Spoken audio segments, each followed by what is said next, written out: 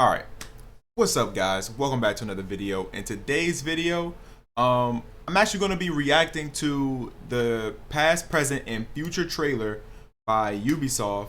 Now, before I get started, a lot of people already spoiled me on this. Like, apparently, they're going to be showing something, like teasing something at E3 at the end. And I've been hearing about new factions, new characters, all types of stuff. So I'm actually going to watch the trailer here and actually see what's about to go on. Hold on, my phone is going crazy.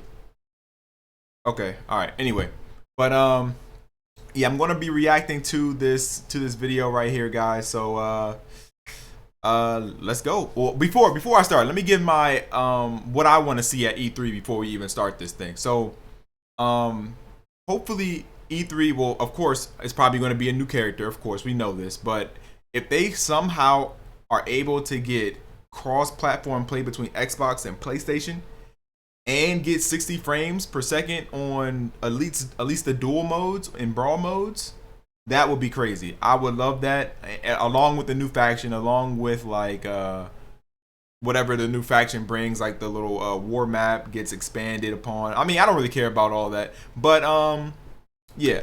Let's react to this video right here. Boom. Okay. The video is 4 minutes and 43 seconds. So let's go. And I'll probably pause in between if I see anything and give my opinion on it. So let's go.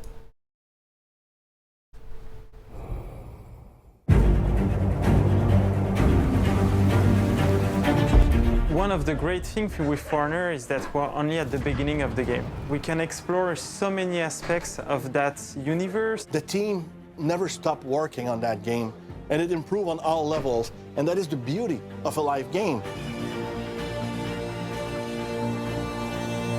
Okay, I'm sorry for pausing, y'all. I'm sorry. I truly am sorry for pausing, but if they do this at E3.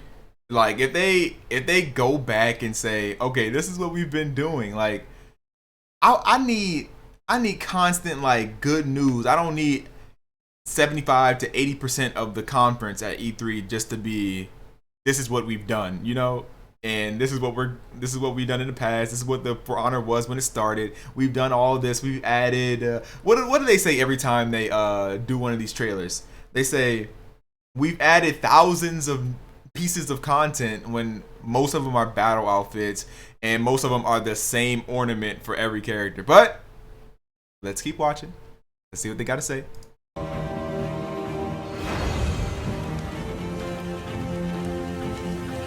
Being a live game brings a whole set of different challenges. Before, we were launching movies. We're making a game, launching it, and then you were just witnessing the reaction. Now, it's an amusement park. It's a constant shipping, constant working. We delivered more than 5,000 new... You see what I mean? You see what I mean? More than 5,000 pieces of new content. Hold on, what is this? Launch February. Rank Duel. Shadow and Might. They put the Rank Duel out in June of last year? Wow, it's been a minute. It has really been a long time since we've been playing this game. Wow, in June, it's almost a whole year for Ranked Duel tournament. That's insane. Oh, I remember Grudge and Glory. Yo, that was that Highlander release. Oh, that was so fun. I remember that. That was fun. Beast of the Other World, Shadow and Might in May. Okay, yeah, I remember all of this. It's just weird looking back at it. Like, it's really been a year and like 3 months since this game came out. It's been a long time. It's been a long time. But let me keep going. Pieces of content. We're delivering new content every week. We had 4 big events, starting at Halloween, and we just held our 4th one with Heroes March. It's a big challenge, but in the end, you're never bored, and you're constantly also surprised by the reaction of... You're never bored. We've been bored all season 6. But let's keep going. Pure players, and that's really enlightening. That first year was 2 things. It was really tough, but it was super exciting. We learned a lot from the community. We did some mistakes. We fixed most of those. Some of the biggest learning we had, it's how to balance fighting game. Balancing means something really tough in the world of Fortnite. Today, we start to have the correct tools in terms of evaluating characters, in terms of collecting the community feedback. I'm sorry I keep pausing, but I just have to interject. Like, he was saying that balancing was hard, and I understand that. Like, this is a new game, and that's one thing I gotta look back and I can't really get too mad at, because I think they're on the right track as far as balancing, but I just feel like it's going to take a while for the game to get where we want it, because we don't get major updates like every other week like other games. We get major updates every 3 months, because every new season, that's when we get our major updates. So it's like we really need to wait like a longer period of time than other games to get like the same amount of progress, if you get what I'm saying. So this game, like, it can really be really good if it balances right, but it's just going to take a long time, and I feel like people are just getting impatient, and I understand, because that's a long time to wait for a game to get playable, you know what I mean? Well, it is playable, but a lot of things in this game are so iffy, but it's just going to take a minute to get it where we want it. Honor for Honor, the community has been at its core since the beginning. We work very closely with the top players of our game. We bring them to the studio every couple months for workshops where they test upcoming content, and they give us very helpful feedback. And that collaboration keeps going once they leave. Now we have what we call the Rift, the Rapid Iteration Fight Test. Our designers can directly speak with the players, speak about what they want to change and why. We do the Warriors Den every week. It's a weekly show we do on Twitch. It's every Thursday at noon, Montreal time. We can speak with our community, present what we're working on, what's coming out, but also what will be coming in the future. I think our job evolved from game developer to entertainers. It's an ongoing relation, and that's really making When was that? When did they dress up like that? Whatever. the game better. I missed that. Because of the feedback they gave us, and because of that ongoing discussion and work with them. If I had to describe the For Honor community, One thing, I'm not gonna lie, when they do their like seasonal events, like the Frostwind Festival and the Apollyon and the one we got recently, whatever this is called, I forgot what it's called. These outfits have been amazing. Now, if they put that same dedication and put that like those type of mask outfits or just mythic outfits in general, if they put that kind of effort into a Rep 50 reward, it'll give us something to play for. It really would, because at the moment it's not really anything to actually play the game for other than, you know, just enjoying the combat. And I feel like there should be some sort of reward to your progression, like besides just looking at your character and says, ooh, that's a Rep 50. But other than that, there's nothing really like tangible that you can actually wear in game or show off that you're Rep 50, other than just the number 50. And I wish it was more than that. in one sentence, I And battle outfits don't count. would say they are a hardcore, meme-loving group of nice people. Nice people. I mean, for most of the community is nice, but they are definitely some toxic people. We didn't have really a place where you could practice and take your time and train yourself on your hero or against specific heroes. And that's why we've added the arena mode. You can configure the boat to perform specific chains of movements with those characters that you're not necessarily good fighting against. Helps you become better against those guys. I love the training mode, but there's one thing I wish it had. There's just one thing I wish it had. I wish you could record the opponent you're going against. Let's say you wanted to do something very, very, very specific.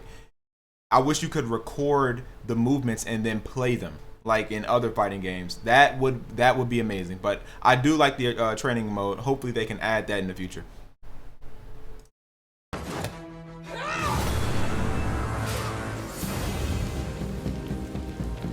After the launch, we discovered some issues on the connectivity and the stability of the game, and even by improving and fixing a lot of bugs, we never reached the quality we wanted For Honor to be at. The team really believed in moving to dedicated servers. All the online architecture, they had to rebuild everything.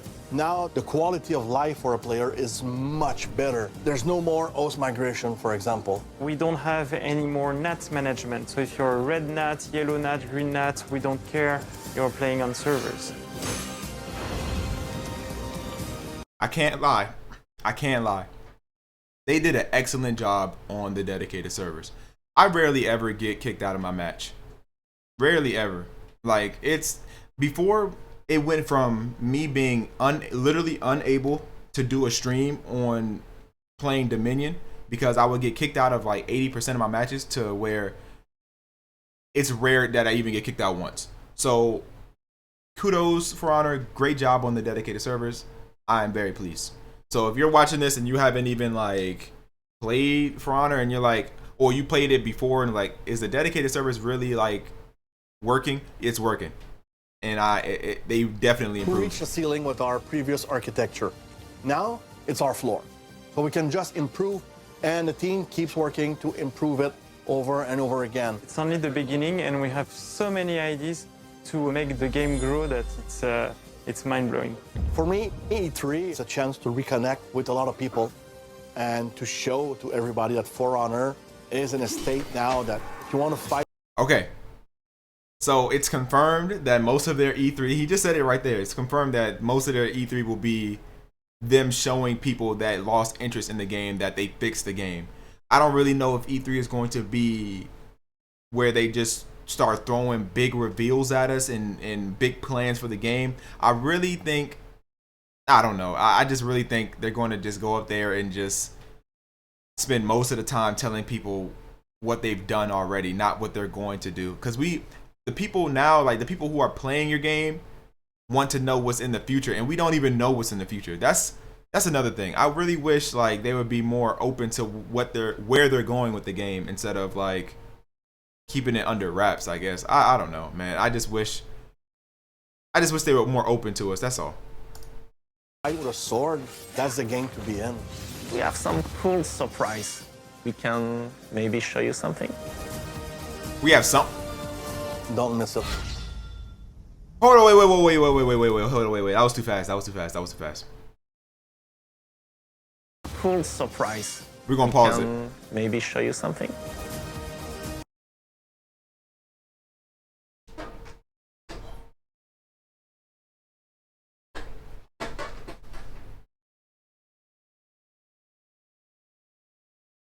Is that a one of them? I don't know how to say it. So don't. When I say this, don't laugh. It's a scimitar. Don't. You know what? I'm not even gonna try it anymore. You know what I mean. Yo. Okay. So if this is a new character, where would it be? Nah, it has to be a new faction. It has to be a new faction. It has to. It has to be a new faction. There's no way this is not a new faction. Let's see. And is this a new map? Some cool surprise. We can maybe show you something. Is this a new map? Or is this like story? Is this story mode? Is this like a story mode thing? They might bring this map. There might be a new story. Because they wouldn't have these cool little like cinematic things if it like wasn't part of the story, you know? Maybe they're adding on to the story?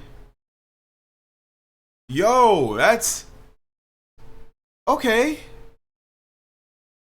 I like that. Don't miss it. I like that.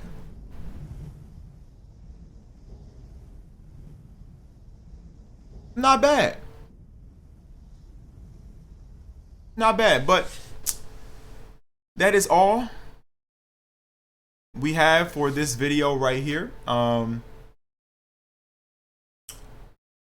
guess we just gotta wait till E3. I guess, I don't know. I'm thinking it's definitely a new faction. because I don't feel like why would they add more to the current roster? Why don't we just it makes sense to have a new faction. It just makes sense. And then they could be like, okay, once we fill up this faction, how are they going to bring a new faction? Are they going to release 4 characters? Or are they just going to have a faction just with 1 or 2 characters in it? How is that going to work? I don't even know. Is it a new faction or not? I don't know. Are they just going to come out and say, okay, here's a new faction and just play 2 characters? I don't know how that will be. I don't know how that will work. I want to know. Leave your thoughts in the description, in the comment section below, guys. I'm going to get up out of here. But let me know what you think is going to be at E3. Well, we already know at least we're getting a new character. That looks clear enough. But what else do you think they're going to be showing at E3? And how do you think their floor plan is going to go, like their stage plan is going to go, like as far as what they're going to show at E3? Do you think it's going to be, like I said, like it's going to be like all of them recapping and then they're going to show the rest of this trailer right here? Or are they just going to, like, I don't know. Who knows? Maybe they just might drop bomb after bomb after bomb after bomb. Who knows? But we're going to wait till E3, guys. Leave your comments down below and I am out.